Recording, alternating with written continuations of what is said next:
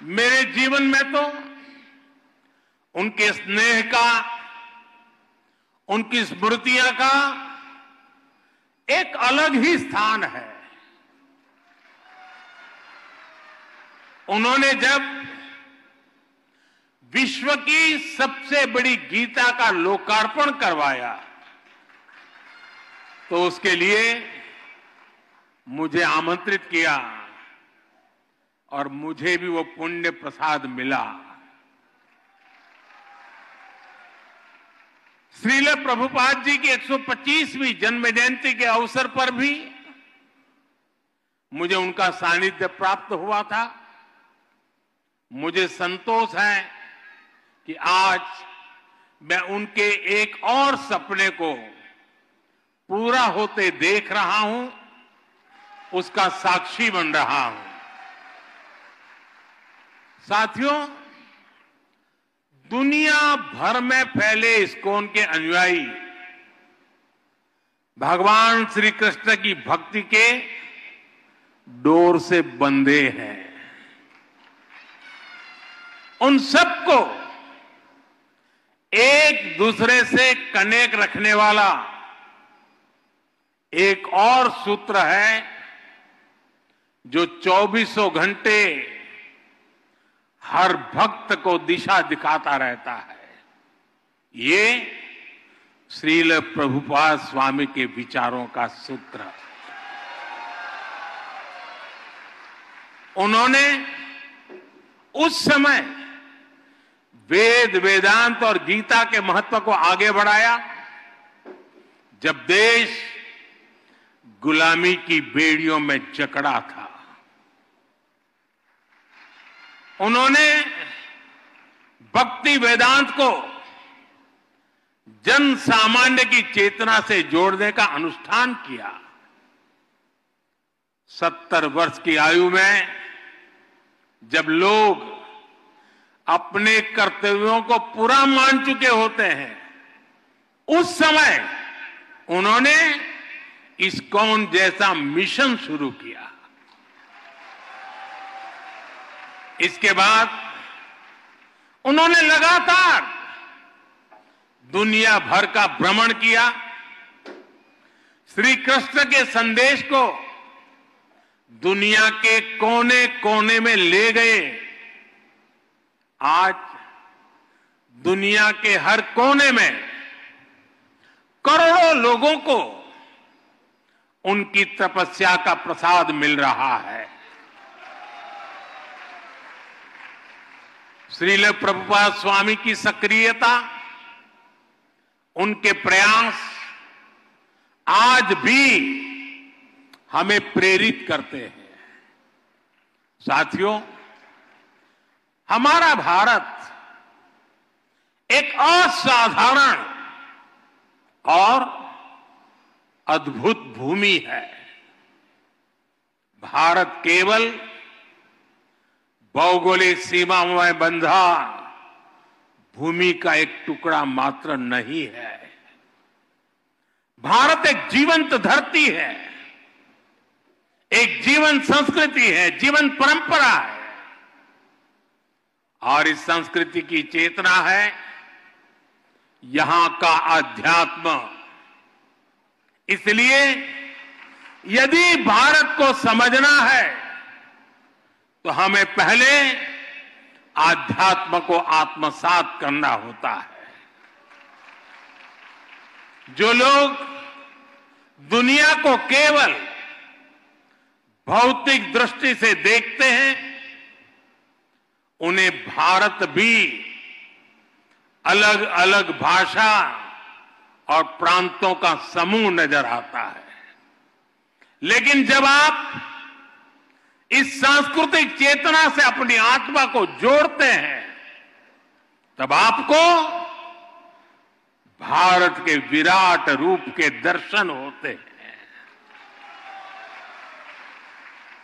तब आप देख पाते हैं सुदूर पूरब में बंगाल की धरती पर चैतन्य महाप्रभु जैसे संत अवतरित होते हैं। पश्चिम में महाराष्ट्र में संत नामदेव, तुकाराम और ज्ञानदेव जैसे संतों का अवतरण होता है। चैतन्य महाप्रभु ने महावाक्य मंत्र जन जन तक पहुंचाया। महाराष्ट्र के संतों ने राम कृष्ण हरि के मंत्र से आध्यात्मिक अमृत बांटा।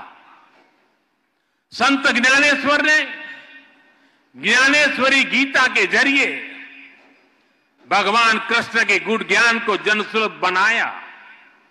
इसी तरह श्रील प्रभुपाद जी ने इस्कॉन के माध्यम से गीता को लोकप्रिय बनाया। गीता की टीकाएं प्रकाशित कर उसकी भावना से लोगों को जोड़ा।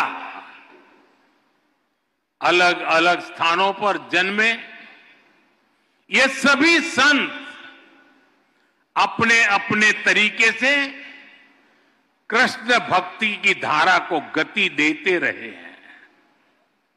इन संतों के जन्म काल में वर्षों का अंतर है। अलग अलग भाषा, अलग अलग पद्धति है, लेकिन बोध एक है, विचार एक है, चेतना एक है। सभी ने भक्ति के प्रकाश से समाज में नए प्राण फूके, उसे नई दिशा दी, अविरत ऊर्जा दी। साथियों, आप सभी परिचित है, हमारी आध्यात्मिक संस्कृति की नींव का प्रमुख आधार सेवा भाव है।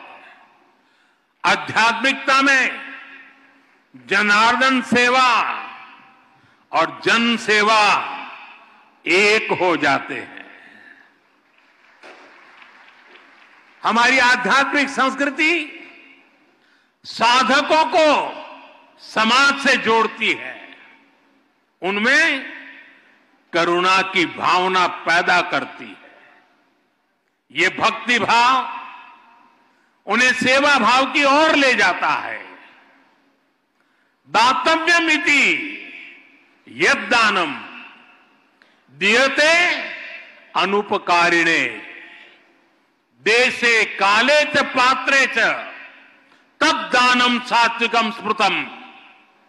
श्री कृष्ण ने हमें इस श्लोक में सच्ची सेवा का मतलब बताया है।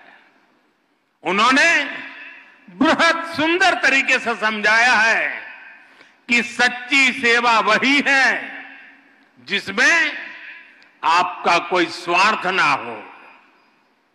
हमारे सभी धार्मिक ग्रंथों और शास्त्रों के मूल में भी सेवा भावना है। इस्कॉन जैसी इतनी विराट संस्था भी इसी सेवा भावना से काम करती है। शिक्षा, स्वास्थ्य और पर्यावरण से जुड़े कितने ही काम आपके प्रयास से होते हैं। कुंभ में इस्कॉन सेवा के कई बड़े कार्य कर रहा है। साथियों, मुझे संतोष है कि हमारी सरकार भी इसी सेवा भावना के साथ पूरे समर्पण से लगातार देशवासियों के हित में काम कर रही है।